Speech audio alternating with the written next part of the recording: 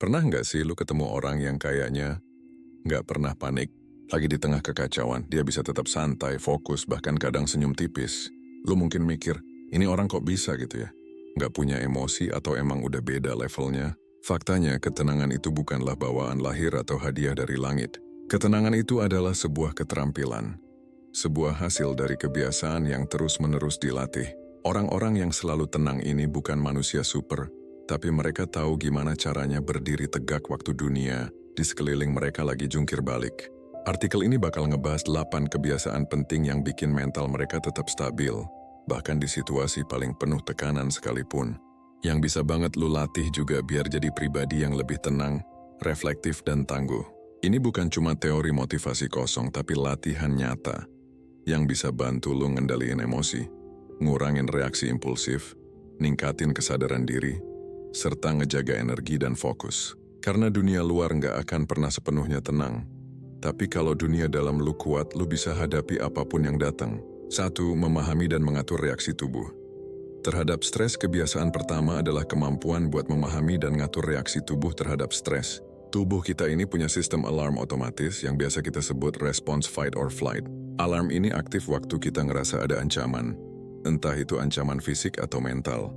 Detak jantung bisa lebih cepat, napas terengah-engah, tangan dingin, suara meninggi, atau otot-otot menegang. Orang yang tenang itu paham banget kalau mereka nggak bisa mencegah tubuhnya bereaksi. Itu alami. Tapi, yang bisa mereka lakuin adalah ngatur reaksi itu biar nggak berlebihan dan malah bikin situasi makin parah. Mereka sadar banget sama sinyal-sinyal awal stres ini. Begitu ngerasa napas mulai cepet atau tangan dingin, mereka langsung punya cara buat mematikan alarm itu. Ini penting banget. Karena kalau nggak diatur, reaksi stres bisa bikin kita impulsif dan bikin keputusan yang nggak tepat. Lantas, gimana caranya mereka ngatur ulang reaksi tubuh ini? Salah satu teknik paling ampuh yang sering mereka pakai adalah pernapasan sadar, khususnya box breathing. Teknik ini gampang banget. Tarik napas perlahan selama 4 detik, tahan 4 detik, buang napas perlahan selama 4 detik, lalu tahan lagi 4 detik. Ulangi terus sampai lo ngerasa tenang. Pernapasan ini ngirim sinyal aman ke otak, bikin sistem saraf parasimpatik yang bertanggung jawab buat relaksasi jadi aktif, dan nurunin hormon kortisol penyebab stres. Selain itu, ada juga teknik grounding 5-4-3-2-1. Caranya, lu sebut 5 benda yang bisa lu lihat, rasain 4 tekstur yang bisa lu sentuh, dengerin 3 suara, hirup 2 aroma, dan sebut 1 hal yang lu syukuri. Teknik ini efektif banget buat ngembaliin fokus lu ke momen sekarang, menjauhkan pikiran dari hal-hal yang bikin cemas, dan ngasih lu rasa kendali di tengah kekacauan. Latihan konsisten dari teknik-teknik ini bikin tubuh dan pikiran jadi lebih terlatih untuk merespon stres dengan lebih bijak. 2. Memisahkan fakta dari interpretasi. Kebiasaan kedua yang dimiliki orang tenang adalah kemampuan buat memisahkan fakta dari interpretasi. Lu tahu kan, pikiran kita ini kadang suka bikin cerita sendiri, bikin asumsi, atau bahkan nambah-nambahin drama yang sebenarnya nggak ada. Nah, orang yang tenang itu nggak langsung percaya sama semua pikiran yang muncul di kepala mereka. Mereka itu kritis sama pikirannya sendiri. Mereka mampu bedain mana yang benar-benar fakta objektif, dan mana yang cuman asumsi, pandangan pribadi, atau cerita yang lagi dibikin sama pikiran. Mereka punya latihan mental buat selalu nanya, apa fakta objektifnya di sini? Apa yang sebenarnya gue tahu pasti?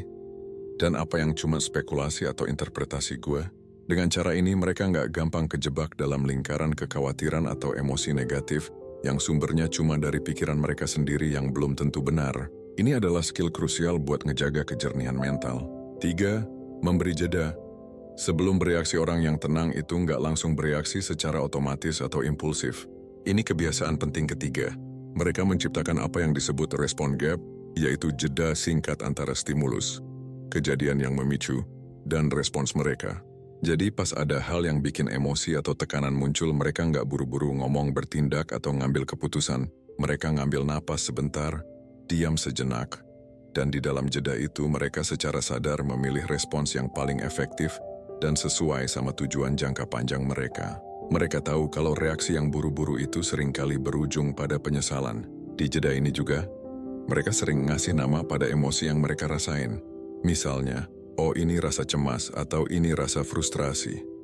Dengan ngasih nama ke emosi, otak jadi lebih gampang mikir jernih dan nggak larut dalam emosi itu. Kebiasaan ini bikin mereka nggak gampang diombang-ambing sama emosi sesaat, melainkan jadi pribadi yang lebih terkontrol dan bijaksana dalam setiap tindakannya.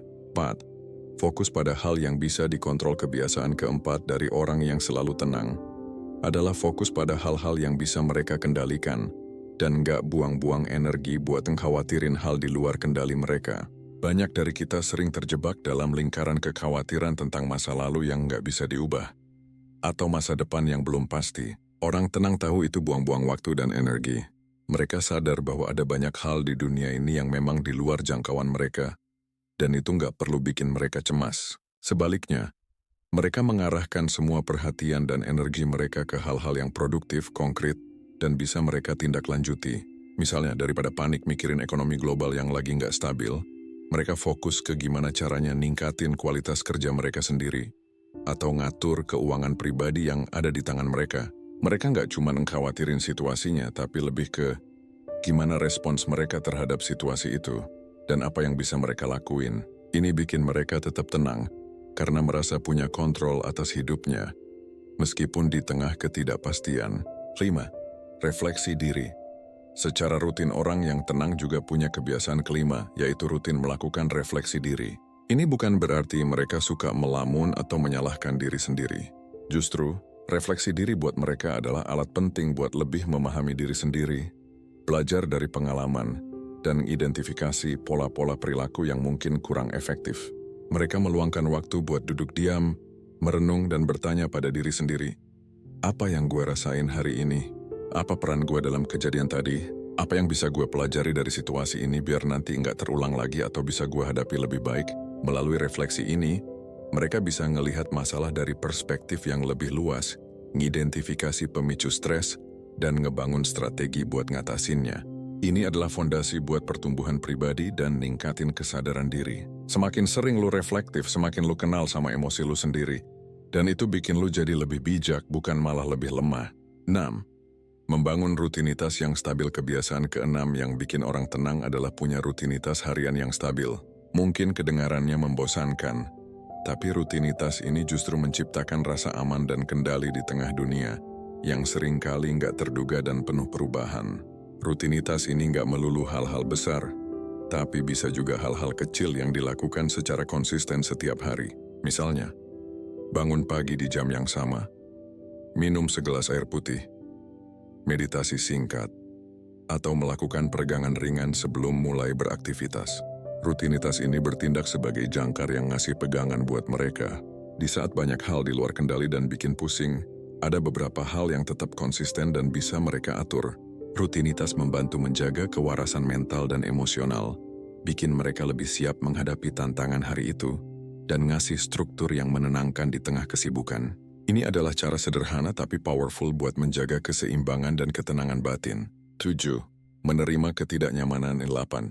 Hidup berdasarkan nilai, bukan emosi. 2 kebiasaan terakhir yang saling berkaitan erat dan jadi fondasi ketenangan sejati adalah menerima ketidaknyamanan dan hidup berdasarkan nilai, bukan emosi. Pertama, orang yang tenang itu terbiasa hidup dengan rasa nggak nyaman. Mereka nggak lari dari ketidaknyamanan, tapi justru melihatnya sebagai bagian alami dari proses pertumbuhan dan pembelajaran. Mereka tahu bahwa perkembangan itu nggak akan terjadi di zona nyaman. Ketika ada rasa nggak enak, entah itu kegugupan sebelum presentasi, keraguan saat memulai sesuatu yang baru, atau frustrasi waktu belajar skill baru, mereka menghadapinya. Mereka melatih mental mereka buat jadi lebih kuat dengan cara memecah rasa nggak nyaman itu jadi bagian-bagian kecil, dan fokus pada progres yang konsisten. Ini bikin mereka tangguh dan nggak gampang goyah. Kedua, di atas segalanya, orang yang tenang itu ngambil keputusan dan bertindak berdasarkan nilai-nilai yang mereka pegang, bukan cuma ngikutin emosi sesaat yang bisa berubah-ubah. Nilai-nilai ini, seperti integritas, tanggung jawab, kejujuran, atau kebaikan, itu jadi kompas yang nuntun mereka di tengah badai emosi. Waktu mood lagi nggak enak atau situasi lagi nggak mendukung, nilai-nilai inilah yang ngejaga mereka tetap pada jalur. Mereka udah milih nilai-nilai apa aja yang penting buat hidup mereka, dan mereka berusaha keras buat hidup sesuai dengan nilai-nilai itu, apapun yang terjadi. Ini ngasih mereka kekuatan internal dan konsistensi, karena keputusan mereka nggak ditentukan oleh perasaan yang labil, tapi oleh prinsip yang kuat. Kombinasi menerima ketidaknyamanan dan hidup berlandaskan nilai inilah yang membuat mereka memiliki ketenangan batin yang mendalam dan gak tergoyahkan. Intinya, ketenangan bukanlah sifat bawaan yang cuma dimiliki segelintir orang. Ketenangan adalah hasil dari serangkaian kebiasaan yang bisa banget lu latih dan kembangin dalam hidup sehari-hari. Mulai dari memahami dan ngatur reaksi tubuh, memisahkan fakta dari interpretasi, ngasih jeda sebelum bereaksi, fokus ke hal yang bisa dikontrol, rutin refleksi diri, ngebangun rutinitas stabil, sampai akhirnya menerima ketidaknyamanan dan hidup berlandaskan nilai. Semua kebiasaan ini emang butuh waktu dan latihan konsisten. Tapi, percaya deh, setiap usaha kecil yang lu lakuin buat ngembangin kebiasaan ini, bakal ngebawa lu selangkah lebih dekat ke kehidupan yang lebih tenang, damai, dan penuh kendali, apapun badai yang datang. Jadi kebiasaan mana yang pengen lu mulai latih hari ini?